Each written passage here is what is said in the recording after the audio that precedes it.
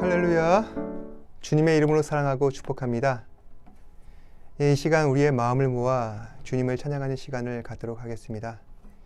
함께 부르실 찬양은 햇살보다 밝게, 함께 찬양하시겠습니다.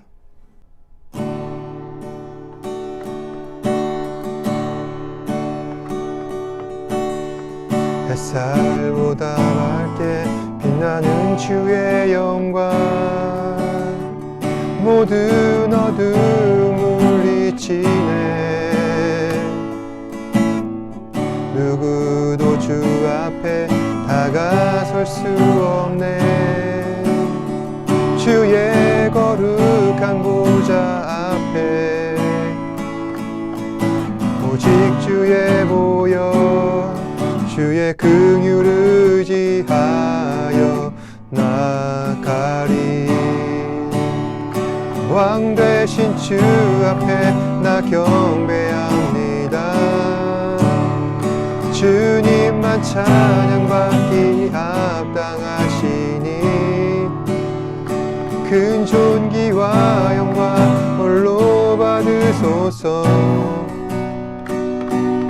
오 주님 앞에, 오 주 앞에 나 나갑니다.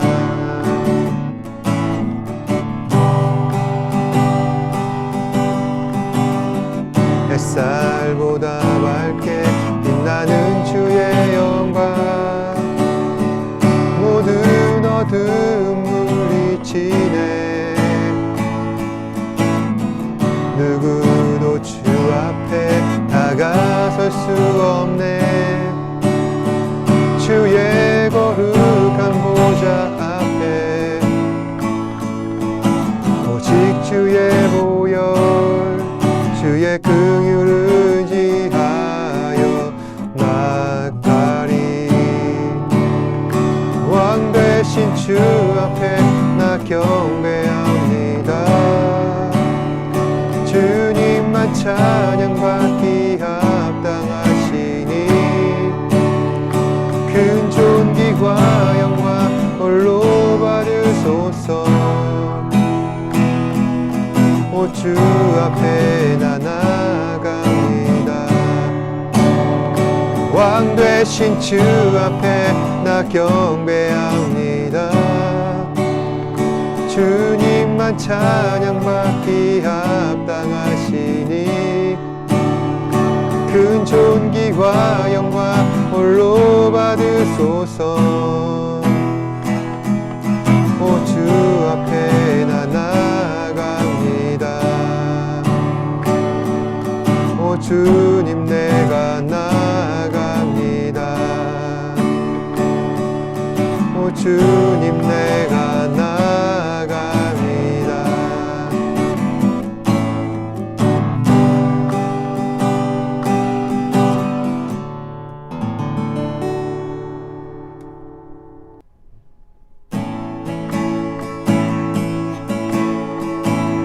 예수 열방의 소망, 예수 우리의 위로자.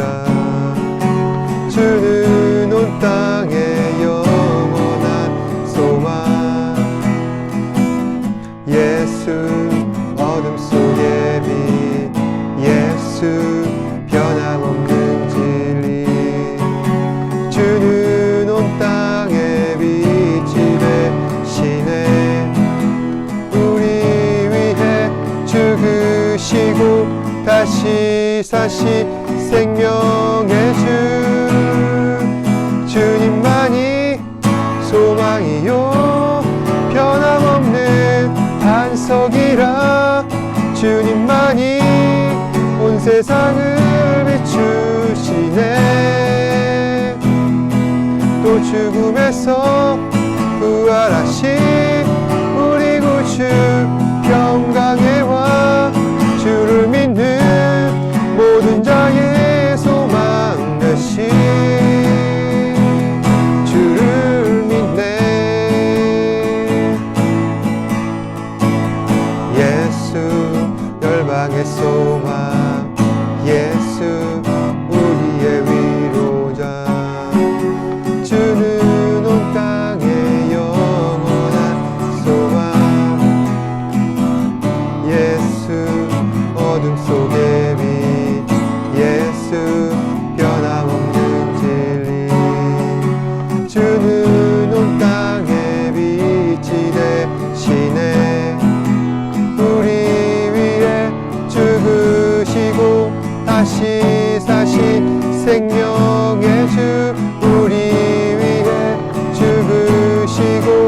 다시 사신 생명의 주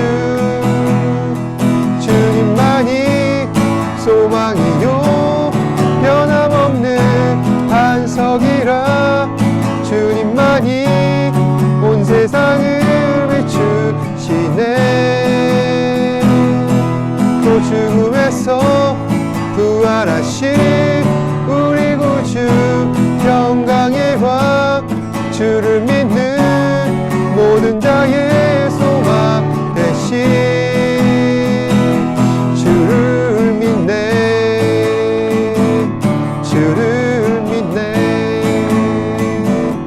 주를 믿네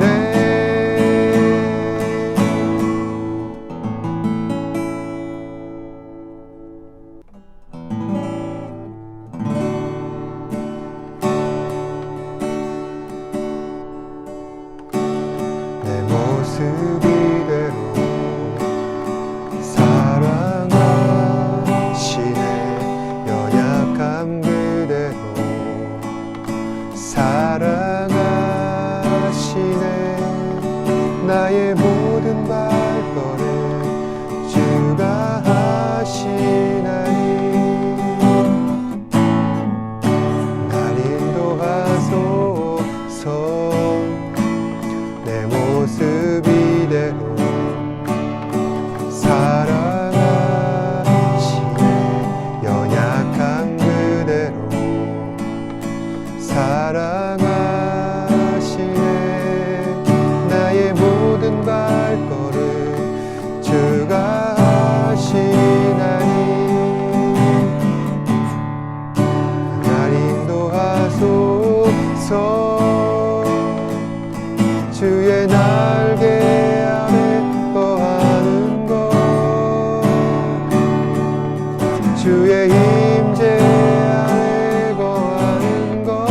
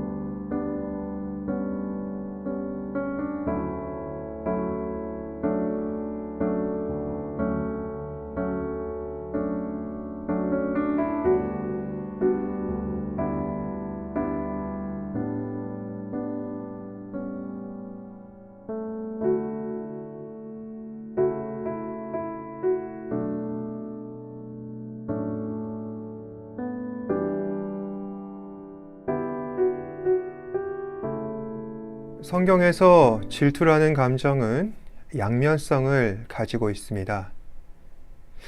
우리가 만약 누군가를 질투하여서 그것이 욕망과 이기심으로 발전하게 된다면 그것은 사람이 가진 질투는 반드시 죄를 부르게 마련이라는 것입니다. 하지만 하나님의 질투는 하나님의 사랑이라는 무한한 감정을 자극하여서 우리로 하여금 하나님을 두려워하게 하고 경외하게 하는 아주 긍정적인 요소가 있다는 것입니다. 따라서 하나님께서 우리를 질투하신다 그렇게 말씀을 하실 때 우리는 성경에서 질투하시는 하나님에 대해 이렇게 반응하면 됩니다. 하나님께서 우리를 너무나도 사랑하신다. 하지만 그럼에도 불구하고 하나님의 질투란 역시 사람의 질투와는 다릅니다. 만약 우리가 하나님의 질투를 잘못 이해하여서 감히 하나님을 시험하려 한다면 그 질투는 반드시 거룩한 불의 심판으로 바뀌게 된다는 사실입니다. 따라서 성경은 하나님에 대해 너희는 거룩하신 이를 만홀히 여기지 말지어다 라고 전하고 있는 것입니다. 그러므로 우리는 질투하시는 하나님의 신적인 속성을 잘 이해하고 하나님의 거룩하신 이 질투 앞에 앞으로 우리가 어떻게 할 것인가 그 스탠스를 잘 취해야 합니다. 오늘 본문은 술람미 여인과 솔로몬 왕이 자신의 친정을 방문하고 서로를 향한 사랑의 열정과 그 행복과 기쁨을 함께 나누고 있는 장면이라 할 수 있습니다. 먼저 5절 말씀을 보시면은 그의 사랑하는 자를 의지하고 거친 들에서 올라오는 여자가 누구인가? 지금 말씀의 저자 솔로몬은 거친 들에서 올라오고 있는 한 여자를 주목하고 있습니다. 이 여인은 자신의 아내 술람미 여인인 것이죠. 본문에서 술람미 여인은 거친 들에서 올라오고 있는데 이것이 의미하는 바는 그녀가 지금까지 힘들게 살아왔었던 그 과거의 기억들을 상징하는 것입니다. 그리고 5절 하반절 말씀해 보시면은 너로 말미암아 내 어머니가 고생한 곳 너를 낳은 자가 애쓴 그곳 사과나무 아래서 내가 너를 깨었노라. 그러니까 솔로몬은 자신의 아내 술람미 여인이 거친 들에서 힘들게 살아왔던 자신의 지난 과거를 극복하고 자신에게 오게 된 것이 너무나도 감격스럽다는 것입니다.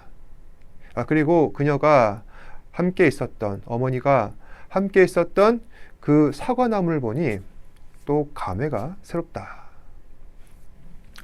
여기까지 이 말씀의 해석은 솔로몬과 술람미 여인 간의 어떤 개인적인 감상이기도 하지만 또 이 말씀을 다르게 해석하는 사람들의 생각이 있어서 소개해 드릴까 합니다. 먼저 과거 주석가들에 의하면은 5절 이 하반절 말씀에 대해서 내가 너를 깨어노라 라고 하는 구절을 원어로 해석하자면은 임신하다, 낳았다 라고 해석한다는 것입니다. 그리고 나를 깨운 내가에 해당되는 사람은 사실은 그리스도를 지칭하고 있다는 것입니다. 그렇다면 이러한 해석을 대입하여서 우리가 잘 해석을 해보자면은 그리스도께서는 우리를 낳으셨다. 다시 말해서 이 5절 말씀의 본문은 그리스도 안에서 거듭난 우리들의 모습을 예언하고 있다는 것입니다. 하나님 백성들의 유일한 소망은 무엇이죠? 그리스도와의 인격적인 관계를 돈독히 하여서 그 관계가 더 풍성해지고 그리스도 안에서 우리가 참 복되고 즐거운 삶을 누리는 것이 우리의 유일한 소망입니다. 그래서 이러한 그리스도 안에서 무한한 기쁨과 안식을 누리면서 살아가는 것이 우리의 인생의 목적이 되어야 할 것인데 이러한 삶이 가능하게 하려면 무엇보다도 그리스도 안에서 거듭난 삶을 살아가야 한다는 것입니다. 오늘 말씀은 이것을 우리에게 강조하고 있는 것이죠. 계속해서 6절에 보시면은 너는 나를 도장같이 마음에 품고 도장같이 팔에 두라. 사랑은 죽음같이 강하고 질투는 수월같이 잔인하며 불길같이 일어나니 그 기세가 여호와의 불과 같으니라. 이 말씀에서는 술람미 여인을 향한 솔로몬의 절실하고 격정적인 사랑의 감정이 잘 드러나고 있습니다. 여기서 나를 도장같이 마음에 품고 도장같이 팔에 두라라는 말은 내가 정말 의심할 바 없는 확실한 사랑을 다짐하라는 말씀의 내용이라 할 수 있습니다. 요새는 계약을 체결하거나 중요한 문서에 인증을 할 때 보통 사인을 많이 합니다. 하지만 관공서에서 정말 중요한 문서를 처리할 때는 여전히 도장을 더 사용하는 곳도 있습니다. 저도 얼마 전에 관공서에서 중요한 서류를 떼려고 방문한 일이 있었는데 이게 사인으로는 안 된다고 하셔서 부랴부랴 먼 거리까지 다시 돌아와서 도장을 챙겨온 일이 있었습니다. 그만큼 도장을 찍는 것이 가장 확실하고 신뢰도가 높다고 생각하는 사람들이 아직도 많은 것 같습니다. 오늘 말씀도 그런 점에서 마찬가지라 할 수 있죠.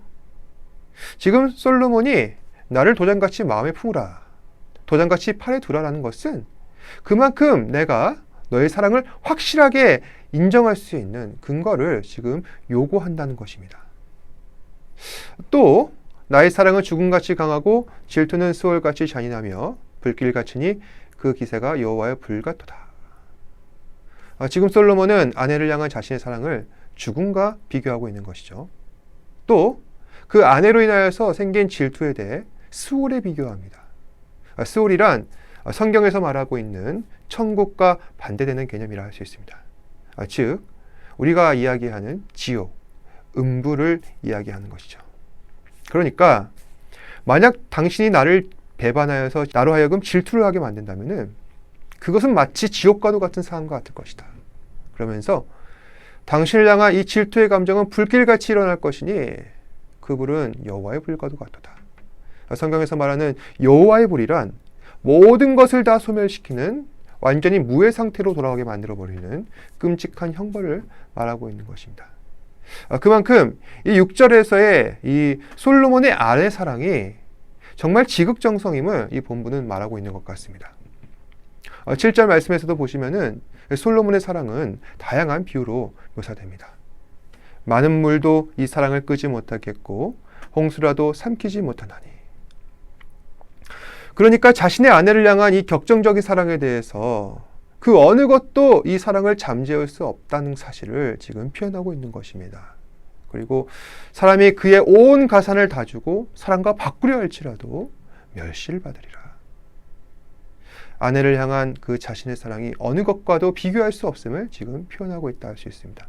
그래서 6절에서 7절 말씀은 술람미 여인을 향한 솔로몬의 격정적인 사랑을 나타내는 본문으로서 사실 이 본문은 남녀 간의 뜨거운 사랑을 시적으로 표현한 것이기도 하지만 사실 우리를 향한 하나님의 사랑을 비유적으로 나타내고 있다는 말씀이기도 합니다.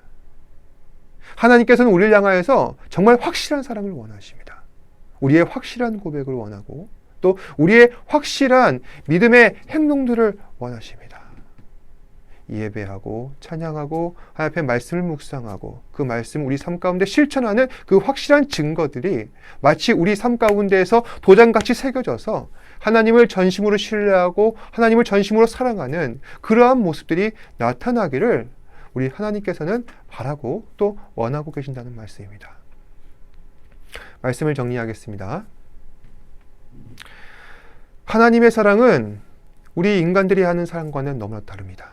하나님의 사랑은 우리가 상상하고 있는 그 길이와 너비와 높이를 뛰어넘고 있다는 사실입니다. 따라서 하나님의 사랑은 언제나 무제한입니다. 또 하나님의 사랑은 결코 우리를 해치지 않습니다. 그래서 하나님의 사랑은 언제나 우리를 지키시고 보호하십니다. 뉴스에서 보시면은 상대방을 너무 사랑해서 지나치게 집착하고 또 집착을 넘어서 나쁜 짓까지 서슴없이 범하는 그런 일들이 일어나곤 합니다. 그런 얘기를 들을 때마다 참으로 안타까운 것이죠. 왜 사랑으로 인하여서 이렇게 서로가 상처받고 고통받고 또 죽기까지 해야 하는가? 이와 같이 사랑으로 인하여서 비극적인 일들이 일어나는 것을 볼 때 우리는 인간이 하는 이 사랑의 한계와 수준을 가늠하게 됩니다. 그런 점과 비교해 봤을 때 하나님의 사랑은 언제나 인격적인 사랑이라는 것입니다. 상호 존중과 배려로 서로를 사랑하고 또 서로를 이해하고 품어주는 것이 하나님의 사랑이기에 우리는 하나님을 사랑한다 이야기할 때 정말 하나님께서 우리에게 요구하시는 기본적인 헌신과 믿음을 마땅히 나타내야 한다는 것입니다. 그런데 오늘날 사람들은 그것조차 버거워하고 있습니다. 그래서 하나님을 떠나 다른 것을 쫓아 살아가기도 하고 그렇게 살다가 실패하여서 넘어져서 하나님을 영원히 떠나기도 합니다. 그럴 때 하나님의 질투가 우리 가운데 나타난다는 것이죠. 그리고 하나님의 질투는 언제나 곧 심판과 직결됩니다. 그러니 우리는 이 하나님의 사랑의 깊이와 또 질투로 인한 하나님의 경고와 하나님의 심판의 이 엄정함을 잘 이해해야 할 것입니다. 이번 한 주간도 하나님의 사랑의 깊이를 체험하는 저와 여러분들이 되셔서 언제나 하나님의 뜻 가운데 거하시고 주님과 인격적인 교제를 나누시는데 더욱더 힘쓰시는 저와 여러분 되시기를 주님의 이름으로 축복합니다. 기도하겠습니다. 사랑과 은혜가 풍성하신 아버지 하나님, 오늘도 우리에게 귀한 말씀 주셔서 은혜 받게 하시고 또한 이 말씀을 통하여서 하나님의 사랑의 그 깊이와 높이와 너비가 얼마나 풍요롭고 풍성한지 다시 한 번 더 깨닫게 하신 것 감사합니다. 또한 하나님을 떠나 하나님을 배역하며 주의 말씀에 순종하지 아니하면 하나님께서는 언제나 우리를 질투하시고 또 그로 인하여서 영원한 심판이 우리에게 따른다는 것을 깨닫게 하신 것 감사합니다. 주님, 우리의 삶이 이러하지 않은지 다시 한 번 더 점검해 봅니다. 주께서 우리에게 요구하신 것은 아주 작은 부분인데 하나님을 인격적으로 존중하고 또 주의 말씀에 순종하며 살아가는 것뿐인데 왜 이렇게 힘이 드는지요? 우리 안에 있는 욕심과 또 자기를 생각하는 이기심과 또 우리 안에서 하나님을 사랑하는 그러한 우리의 전적인 사랑과 헌신보다 더 크게 여기는 무언가가 우리 안에 있다면은 주님이 이 것들을 과감히 내려놓고 오직 주님만 바라보며 순종할 수 있도록 성령님 인도하여 주시옵소서. 무더운 날씨가 계속되고 있습니다. 이 힘든 환경 가운데에서 지치지 아니하고 곤비치 아니하게 하시고 오직 우리 주 안에서 영적인 건강과 육적인 건강을 주께서 돌보셔서 하나님의 귀하신 주의 자녀로서 늘 성장하며 살아갈 수 있는 우리 사랑하는 지체들 되게 하여 주시옵소서. 모든 것에 감사드리며 예수님 이름으로 기도드립니다. 아멘. 하늘에 계신 우리 아버지여, 이름이 거룩히 여김을 받으시오며 나라가 임하시오며 뜻이 하늘에서 이루어진 것 같이 땅에서도 이루어지이다. 오늘 우리에게 일용할 양식을 주시옵고 우리가 우리에게 죄 지은 자를 사하여 준 것 같이 우리 죄를 사하여 주시옵고 우리를 시험에 들게 하지 마시옵고 다만 악에서 구하시옵소서. 나라와 권세와 영광이 아버지께 영원히 있사옵나이다. 아멘. 당신에게